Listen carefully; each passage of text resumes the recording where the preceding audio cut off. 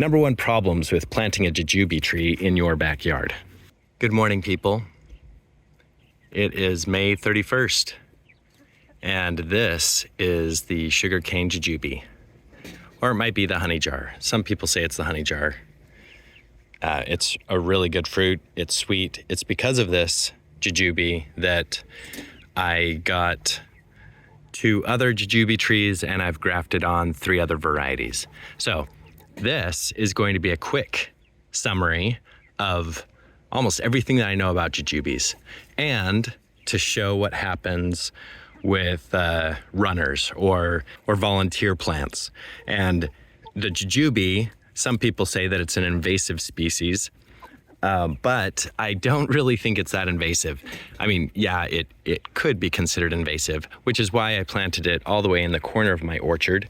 It is off in the back corner. It's about, I mean, besides the chickens, hey chickens, it's about 30 or 40 feet away from anything else.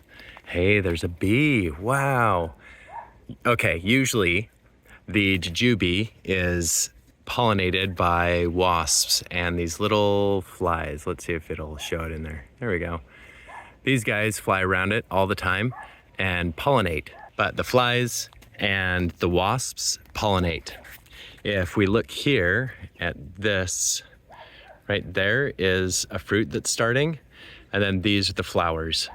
And it starts proximal, and as it leaves out and flowers, it goes more distal or away from the main part of the branch. And as they get pollinated, they will start to ripen as they come across. And this produces a lot of fruit, probably, I don't know, 50 pounds worth of fruit. They're relatively small. The seed is in the middle, and it's kind of like a cherry seed. It's relatively large in relationship to the size of the fruit, but it's very sweet. It's crisp. It's not juicy like an apple, but it has kind of an apple nut type flavor to it, but very, very sweet. So I highly recommend planting a jujube in your food forest. They're also drought tolerant. I live in zone 8B. We have had 1 inch of rain this year so far, and this thing is 15 feet tall. I usually chop the top off every winter so that it produces more fruit on the outside instead of growing up taller. I don't want it to get too tall. All right, so that's the fruiting aspect of it. It doesn't leaf out until like a month ago. I think it was the beginning of May, maybe the end of April when it started to leaf out. So it's really late in leafing out. It needs to be warm. If it dies back because of a cold snap, it regrows. It's really, really resilient, good. And the wood is really nice. You can chop all of this wood off. I could probably cut it all the way down to the trunk, and it would grow back like a gangbuster. It is very resilient, good grower.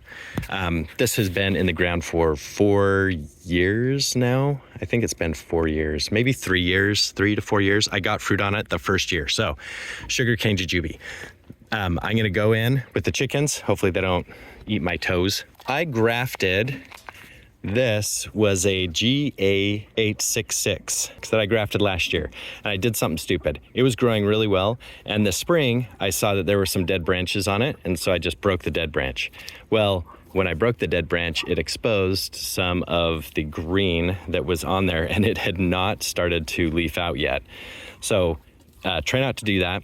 When grafting, I would recommend this one I grafted this summer. This is a Redlands number 4, and you can see the graft right there. Usually when I graft, when the leaves are starting to push out, so as soon as it starts to leaf, that's when I've started to graft the jujubes, and this one has been successful. You can see here, this is all new growth on this end and also on this end. It also is flowering. So this is its first year being grafted onto this tree, and it looks like I'm gonna get some fruit this year, which is great. I love the Redlands. It's a nice large variety, and it's sweet, crisp, really nice. Not as sweet as the sugarcane, but it still is really nice. I mean, look at all these cute little flowers. Aren't those just great? What the heck? It's phenomenal. I have Redlands that I grafted here, and I have 2 other grafts that are on the back side that are also Redlands. But they get eaten by squirrels and raccoons before I even get to them and before they're even ready. So that's why I grafted this variety in here on the inside so that they can't get to it, and maybe I can get to it before the chickens do. I will show you the grafts on the other tree that are up top. This is the Shanxi Li jujube. I have not had the best fruit off of this thing. It has grown really well, but the fruit has been relatively scarce, not as populated as the sugar cane. You can see some of the flowers that are growing on here, which is gravy. It's good, getting something. But this is a cocoa jujube that I grafted on last year. You can see the graft right there. And you can see some of the fruit that's already starting to grow on it, which is great. There's a coffee or cocoa. Here's another cocoa. There's the graft. The cocoa has been flowering a lot more than the Shanxi. Shanxi Li it doesn't flower until it gets towards the end here. And then I'll get some weird sporadic ones here and there. Another variety that I have grafted on here. This one is the Sherwood jujube. This I grafted a couple of years ago, and it's just barely holding on. I guess it just was not a very good graft, and I might just get rid of it, or I might cut it off and graft it into a different area. But this is the first time the Sherwood is actually fruiting, or flowering. I shouldn't say fruiting. So those are the grafts that I have on this tree, and I'm gonna have to tame its size just a little bit more later on. All right, here I am outside the sugarcane jujube.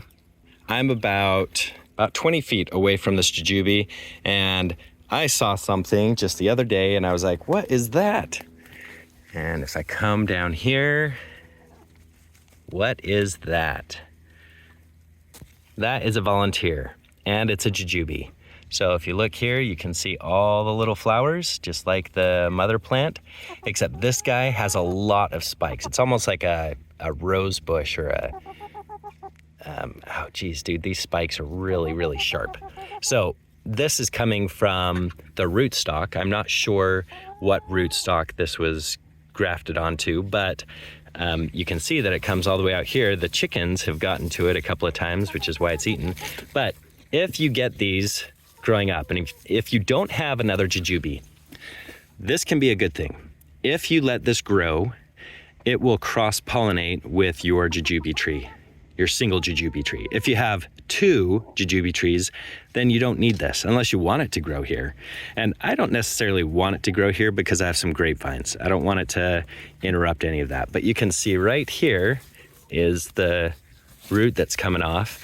And what I could do with this is look at how far this root has come out. Isn't that crazy? What I could do is I could just come in here and cut this out because I don't necessarily want it here. It's not a very good spot. It's not ideal. Or I could let it grow and graft onto it, have a different variety of jujube, which I don't care to do that either because I want to control the environment. So I'm just going to pull this thing out. All right, so there it is. There's the root. It's nice. The girls will love this. Want to eat it? Come on, girls. Yeah, there you go. I'm going to toss it back in there with them. But that's all you have to do. Again, this has been in the ground. I think I've had this happen one other time with the jujube. And if I come back here, here's my compost pile that I was just turning. I was like, oh, what the heck is going on over here? And sure enough, let's see if we can get under there.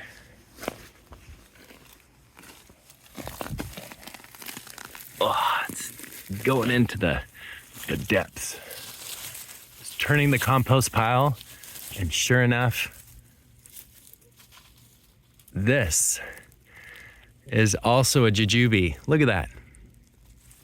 Those little flowers that are starting right there. And it has sharp little thorns on it. So this is also a volunteer or water shoot, water sprout, whatever they call it. But anyways, I don't want it here. This is right underneath my pomegranate, and I don't want it to be growing here. So I'm just gonna pull it out of the ground, just like a weed. but man, those thorns are really thorny. Whew. If you want them to grow, then just let them grow and they'll help cross-pollinate with the jujube that you have. But if you have multiple varieties like I do, you don't need it. All right, let's look at this other tree that I planted. It did not do as good. I planted it on the top here. That's a GA-866. This is its second year in the ground, but the first year, for some reason, it had dieback. I think the sprinklers were not working, and you really want to water these deep and well their first year in the ground.